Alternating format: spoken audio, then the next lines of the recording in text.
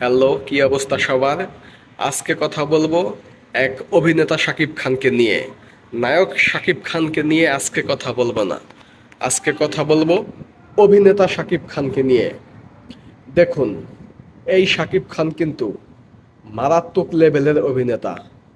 শাকিব খানের প্রথম 2010 সালের আগে কিছু সিনেমাতে আপনি দেখবেন, যেমন খুনি শিকদার, সিটি টেরর, এমন আরও অনেক সিনেমা আছে। শাকিব খানের মারাত্মক লেভেলের অভিনয়, কি এক্সপ্রেশন, কি ডায়লগ, কি ভয়েস! শাকিব খান একদম আগুন ধরাই দিত অভিনয় দিয়ে।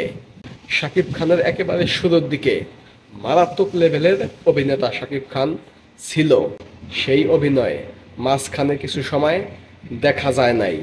বিশেষ করে 2016 সালে শিকারী ছবি করার পর থেকে যৌথ প্রযোজনায় কিছু ছবি করলো। সেই যৌথ প্রযোজনা যখন কিছু কুচক্রী মহল বন্ধ করে দিল, তারপরে শাকিব খান আবারও বাংলাদেশি বস্তা পচা সিনেমাতে ঢুইকা গেল। তখন শাকিব খান একেবারেই অভিনয় করে নাই। শাকিব খানের ক্যারিয়ারে সবচেয়ে বাজে সময়, সবচেয়ে বস্তা পচা সিনেমা তখনই করছে, যেমন অহংকার, বিদ্রোহী, গোলই বা আরও কিছু সিনেমা ছিল, টাঙ্কু জামাই। এই সব সিনেমা হচ্ছে সবচাইতে বস্তা পচা সিনেমা। মাঝখানে আরও কিছু সিনেমা করেছে অপু বিশ্বাসের সাথে, বস্তা পচা সিনেমা। বস্তা পচা সিনেমা হলেও সেই সিনেমাগুলা চলছে। একেবারে যে ফ্লপ গেছে বিষয়টা তেমন না, সিনেমা চলছে। সেই আগের পুরান অভিনেতা শাকিব খানকে খুঁজে পাওয়া যাচ্ছিল না। সেই শাকিব খানকে পাওয়া গেল লিডার আমি বাংলাদেশ থেকে। কি এক্সপ্রেশন, কি অভিনয়! তখন শাকিব খান দেখাই দিল। তারপরে আসলো প্রিয়তমা। প্রিয়তমাতেও অন্যরকম এক শাকিব খানকে দেখা গেল, অন্যরকম এক অভিনেতা শাকিব খানকে দেখা গেল। তারপরে আসলো রাজকুমার, তুফান, তাণ্ডব, বরবাদ, এইসব সিনেমাতে আইসা আগের সেই শাকিব খানকে দেখা যাইতেছে। এখন সেই পুরনো খুনি শিকদার, সিটি টেরর, সেই মারাত্মক লেভেলের অভিনেতা শাকিব খানকে বর্তমানে দেখা যাইতেছে তাণ্ডবে, বরবাদে, তুফানে।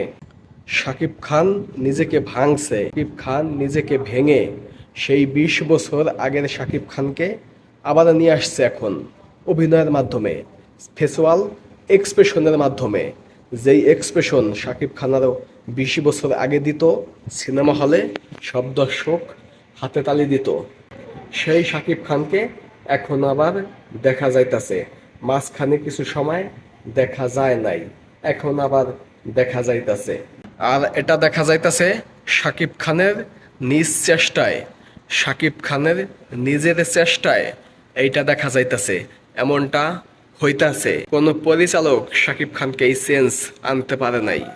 শাকিব খান নিজেকে ভাইঙা নিজের চেষ্টায় আজকের এই পর্যন্ত আসছে।